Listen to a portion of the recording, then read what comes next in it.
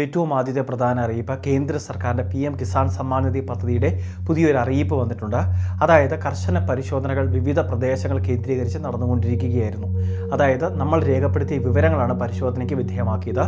30 ലക്ഷത്തിന് മുകളിൽ അനർഹർ ഈ പദ്ധതിയിലുണ്ട് എന്നൊക്കെയുള്ള കണ്ടെത്തലാണ് ഈ സമയത്ത് വന്നിട്ടുള്ളത്. അതായത് 30 ലക്ഷത്തോളം ഗുണഭോക്താക്കൾ ആനുകൂല്യം വാങ്ങിയിട്ടുള്ളത് ഭാര്യയും ഭർത്താവും ഒരു വീട്ടിൽ നിന്ന് ആനുകൂല്യം വാങ്ങുന്ന സാഹചര്യം, അതോടൊപ്പം തന്നെ ഡോക്യുമെൻ്റ് പിശകുകളുള്ള ഡോക്യുമെൻ്റ് സമർപ്പിച്ച ആനുകൂല്യം വാങ്ങുന്നവർ.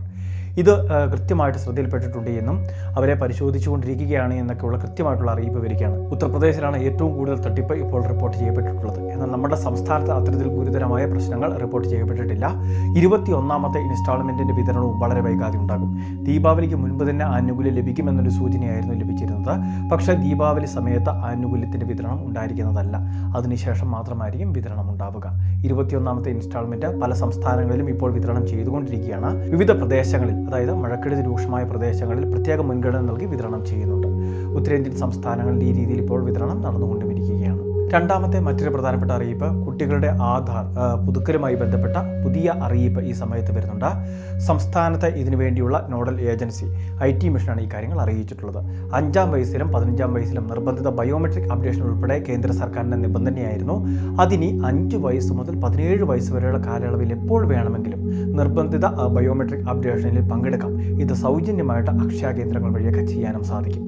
അപ്പോൾ ഈ ഒരു ഭേദഗതി വരുത്തിയിട്ടുണ്ട്. അതുകൊണ്ട് തന്നെ കുട്ടികൾ അവരുടെ ബയോമെട്രിക് അപ്ഡേഷൻ കൃത്യമായിട്ട് ചെയ്തിട്ടില്ല എങ്കിൽ അത് ചെയ്ത് ആധാർ അപ്ഡേഷൻ ചെയ്ത് എടുക്കുന്നതിന് വേണ്ടി ശ്രദ്ധിക്കേണ്ടതാണ്. മൂന്നാമത്തെ മറ്റൊരു പ്രധാനപ്പെട്ട അറിയിപ്പ് ഇടുക്കി ജില്ലയിലെ ക്ഷീര കർഷകർക്കും അതോടൊപ്പം തന്നെ മറ്റ് മൃഗപരിപാലനത്തിൽ നിന്ന് വരുമാനം കണ്ടെത്തുന്നവർക്കും കിസാൻ ക്രെഡിറ്റ് കാർഡ് വായ്പാ പദ്ധതിക്ക് വേണ്ടി അപേക്ഷ വെക്കുന്നതിന് വേണ്ടി സാധിക്കും.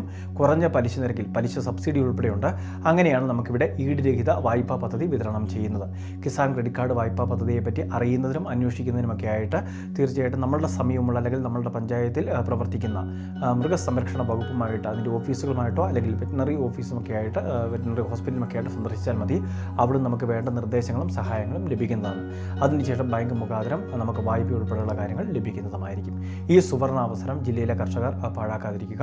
അതോടൊപ്പം തന്നെ മറ്റ് വിവിധ ജില്ലകളിലും ഇതേ രീതിയിൽ തന്നെ കിസാൻ ക്രെഡിറ്റ് കാർഡ് വായ്പാ പദ്ധതികൾ ലഭ്യമാണെന്നൊരു കാര്യം കൂടി പ്രത്യേകം ശ്രദ്ധിക്കേണ്ടതാണ്. പ്രത്യേകിച്ച് കന്നുകാലി, ആടുകൾ, അതോടൊപ്പം തന്നെ പന്നി വളർത്തൽ പോലുള്ള തൊഴിലുകളിൽ ഏർപ്പെട്ടിരിക്കുന്നവരുണ്ട്, വിവിധ ഫാമുകൾ നടത്തുന്നവരുണ്ട്. അപ്പോൾ അങ്ങനെയുള്ളവർക്കെല്ലാം തന്നെ പ്രയോജനപ്പെടുത്താൻ സാധിക്കുന്ന ഒരു സ്കീമാണിത്.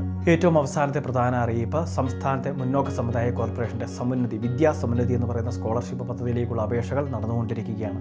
അതോടൊപ്പം തന്നെ വിവിധ മത്സര പരീക്ഷകൾക്ക് വേണ്ടി തയ്യാറെടുക്കുന്നവർക്ക് കോച്ചിങ് അസിസ്റ്റൻസ് എന്ന രീതിയിലും 8000 രൂപയും അതിന് മുകളിലും ധനസഹായം ലഭിക്കുന്ന സ്കീമുകളിലേക്കുള്ള അപേക്ഷകൾ നടന്നുകൊണ്ടിരിക്കുകയാണ്.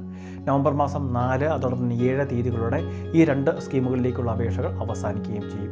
8ാം ക്ലാസ് മുതൽ ഉന്നത വിദ്യാഭ്യാസം, അതായത് PhD, MPhil തരം വരെ പഠിക്കുന്നവർക്ക് സ്കോളർഷിപ്പുകൾ ലഭ്യമാണ്. ജനറൽ വിഭാഗങ്ങളിലെ വിദ്യാർത്ഥികൾക്കായിരിക്കും ഈ സമുന്നതി സ്കോളർഷിപ്പുകളെല്ലാം ലഭിക്കുന്നത്. അപേക്ഷ വെച്ച വിദ്യാർത്ഥികളിൽ ഏറ്റവും കുറഞ്ഞ വാർഷിക വരുമാനമുള്ളവർക്കും പഠനത്തിൽ മികവ് പുലർത്തുന്നവർക്കുമാണ് സ്കോളർഷിപ്പ് വിതരണം ചെയ്യുന്നത്. എല്ലാ വിഭാഗങ്ങളും നിശ്ചിത എണ്ണം വീതമാണ് നീക്കിവെച്ചിട്ടുള്ളത്. ആ റാങ്ക് ലിസ്റ്റിൽ ഉൾപ്പെടുന്നവർക്കായിരിക്കും സ്കോളർഷിപ്പ് വിതരണം ചെയ്യുക. അപ്പോൾ ഇപ്പോൾ അപേക്ഷിക്കാനുള്ള അവസരമാണ് ഇത് വിദ്യാർത്ഥികൾ പാഴാക്കാതിരിക്കുക. ഇതിനെ സംബന്ധിച്ച് നമ്മുടെ ചാനൽ വഴി നിരവധി വീഡിയോകൾ ചെയ്തിട്ടുണ്ട്. വീഡിയോ കണ്ട് മനസ്സിലാക്കുക. വളരെ പ്രധാനപ്പെട്ട കുറച്ച് ഇൻഫർമേഷനാണ് വീഡിയോ വഴി ഷെയർ ചെയ്തത്. ഇതുപോലുള്ള അറിയിപ്പുകൾക്ക് ചാനൽ സബ്സ്ക്രൈബ് ചെയ്യുക, ഫോളോ ചെയ്യുക.